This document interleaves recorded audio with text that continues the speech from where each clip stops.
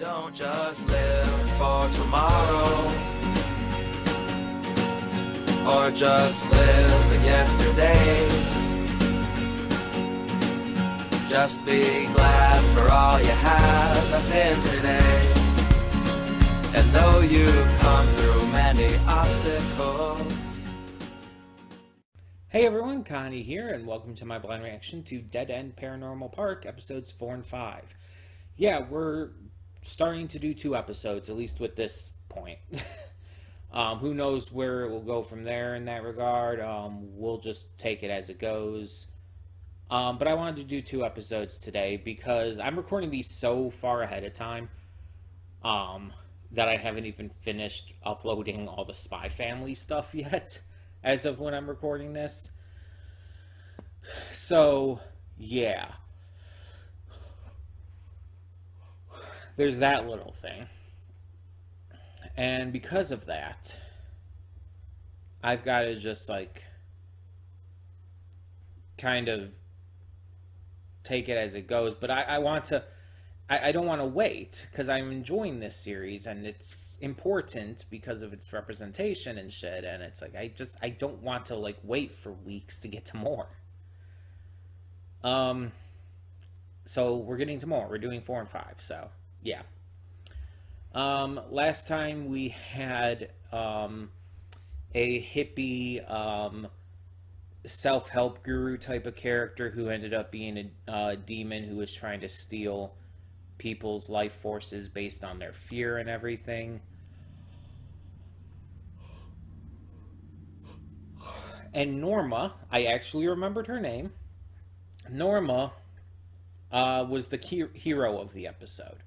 She got to shine as she saved the others and even was able to get past her own fears, at least to a degree, in order to stop him. It was a really triumphant, great moment for her, and the episode in general just showcased more of her anxieties and social fears that, honestly, I can relate to a little bit.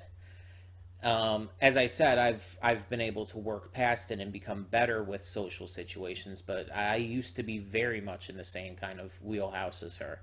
Maybe not to the exact degree, but still.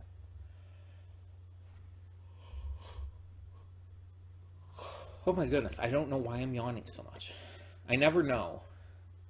It's just, it always bothers me, so I'm sorry if you guys are, like, annoyed by the fact that I keep apologizing for it, but I keep feeling so, like, bad that I'm yawning so much.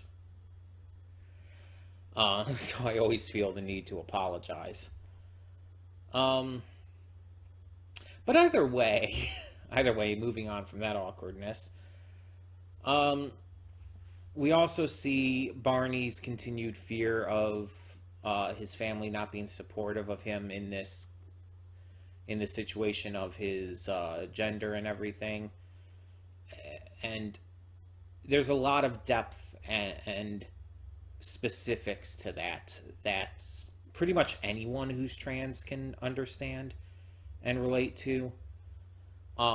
It's a really big deal. I talked about when we did the Wandering Sun series, how important the representation in that was because of how real it was portrayed, with such things as body dysphoria and whatnot. And this series is really doing well at it too, except instead of like body dysphoria, this series is touching more on the mental and emotional tolls of coming out as trans and how that can affect you and even those around you. It's really well done because these are also things I've very much experienced, especially in regards to family. And it's still stuff I have to go through and probably always will. And luckily, like Barney, I do have a support system. I have a group of friends, multiple groups of friends, honestly, who are very supportive and understanding and always use my proper name, always refer to me by my proper pronouns. and they are there for me, and I appreciate it, and I'm glad that I have that support system, because some people don't. Some people are stuck in a situation where they don't have any kind of support systems like that, and it's horrible. And hopefully we'll get to a point one day, excuse me, where trans people coming out, one, will be just much more normalized and easier, and two, where the people coming out will be able to have more unconditional support than we do nowadays. And obviously, anyone watching this who is trans, or who is like thinking it through in their head and trying to figure themselves out in that regard, just I'm here for you. If you want to talk, whether in the comments or in a private chat or anywhere, I'm here for you. I will happily talk with you. Even if it ends up being awkward and messy, it's like I will be there for you.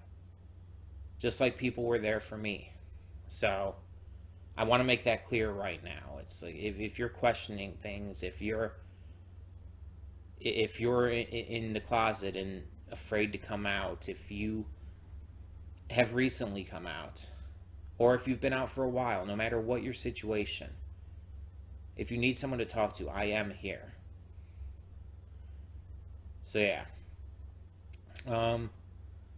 But all that being said, I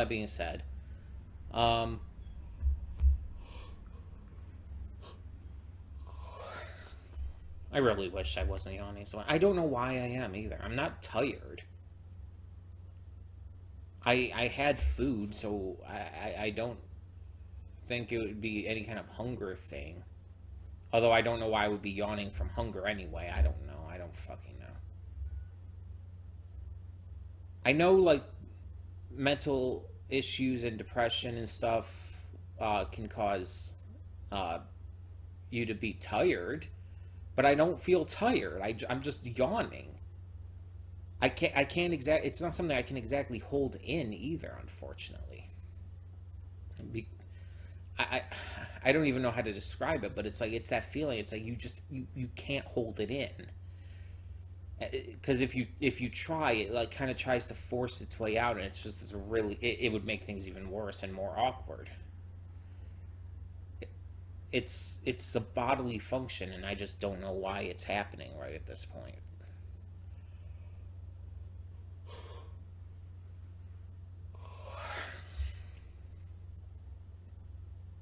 We're just gonna get on with the reaction. Hopefully, it'll be better during that. We'll see.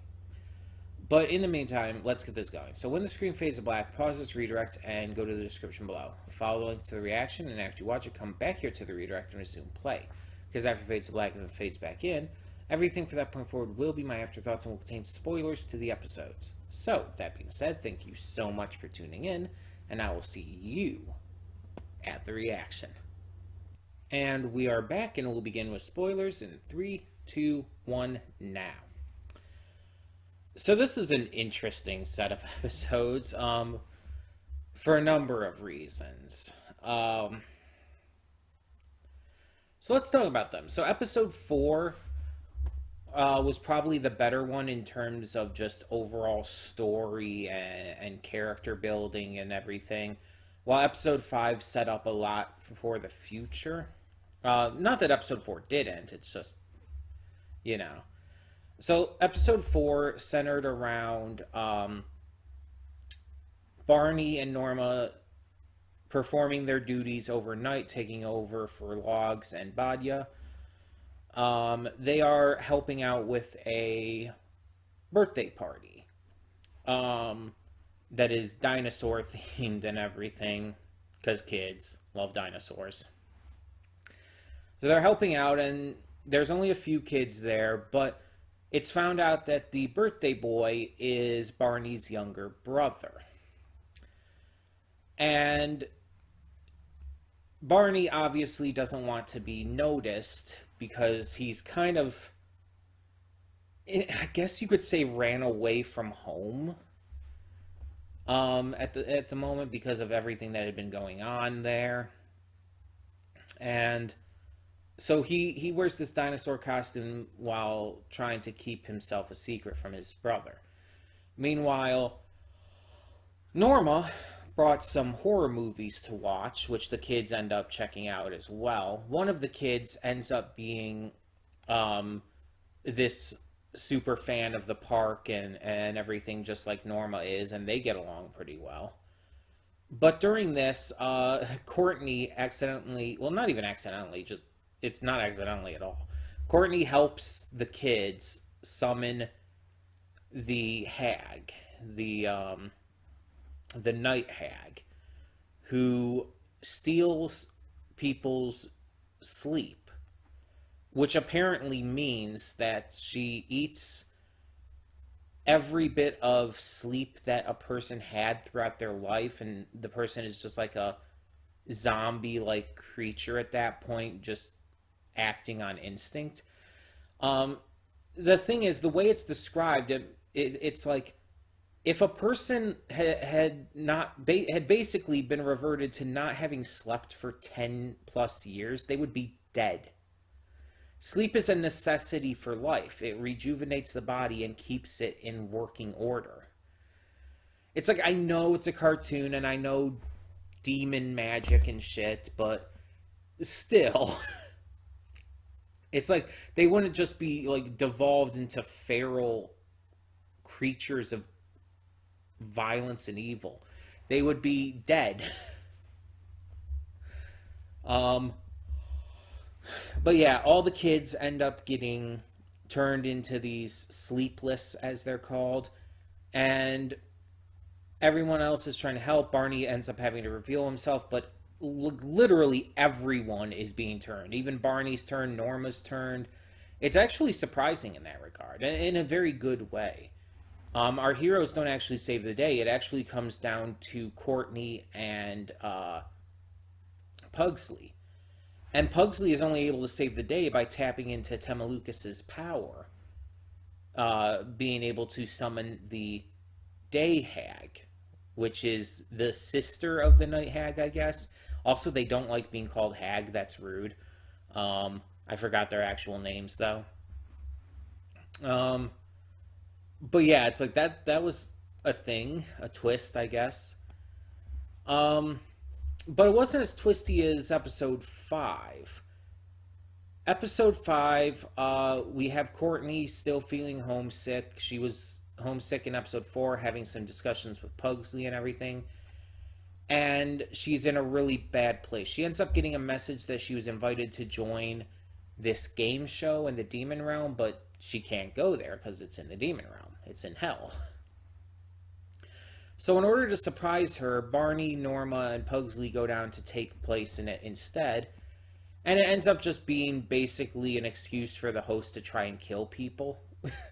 Like, they're just invited on. It's like, normally, apparently, no one gets past the first round because they always die. And it's like, oh, okay. Sure. Why not? But they end up getting past the rounds a lot easier than anyone ever has before, just by basically thinking it through. At the end of the second round, though, well, actually, before that, Badia ends up coming in because she was supposed to go to lunch with Norma, and for some reason starts pouring the soup in the mail slot. Like, why? But either way, she and Courtney end up seeing the game show on the TV and start watching it. And at the end of the second round, after they get up the stairs by figuring out the trick on how to do so, the host is just like, oh, sudden death round, pushes Barney down the stairs and kills him. Like, literally, the main character of the series is just murdered. Just like that. Actually killed. He actually dies.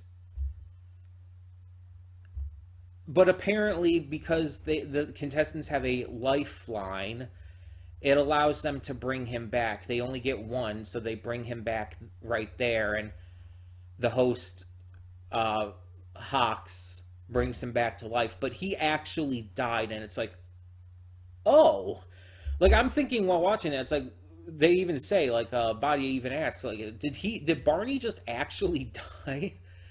And I'm thinking, like, no, of course not. I mean, they can't kill off the main character. That's how it works. But it's like, no, they actually fucking killed off the main character halfway through the series, or at least season 1. I don't know if how much there's going to be more or whatnot. Who knows with Netflix, honestly.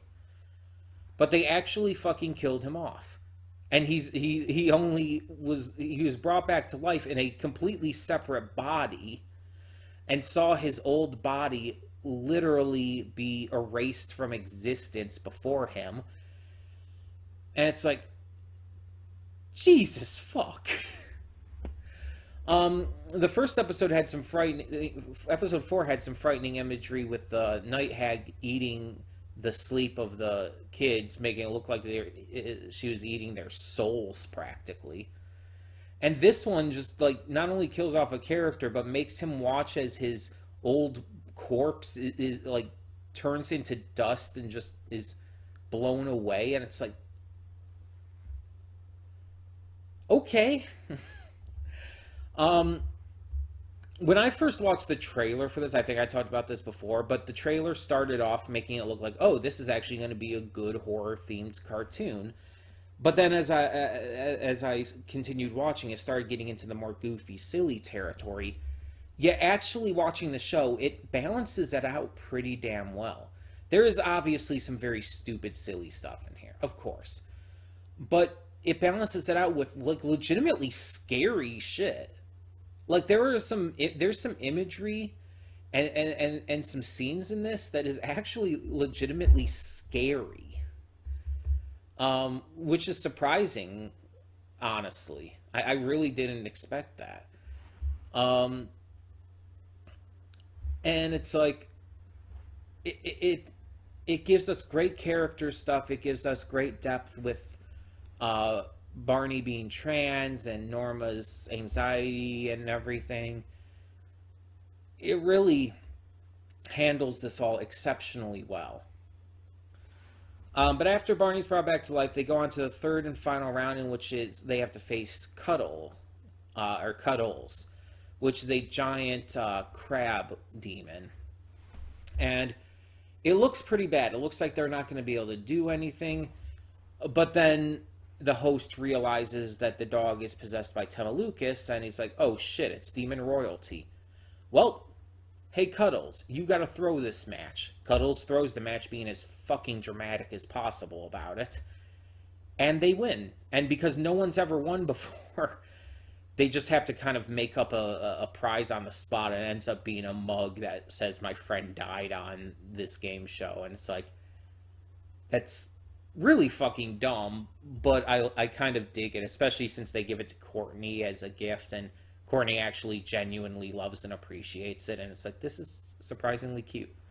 But also, he fucking died and was brought back to life in a separate body while his corpse turned into dust in front of him. Like I said in the reaction, I would have shit myself if I saw that. That would probably be one of the scariest things you could witness, honestly. One of the scariest things you could experience. You're pushed down a flight of stairs, and the entire way down, you're being struck by bolt after bolt of lightning, violently killing you. Then, when you suddenly wake up and see your corpse turn into dust in the wind in front of you, it's like, that's more than traumatizing. That is actively horrific. That is a whole new level of needing therapy. Like, my God.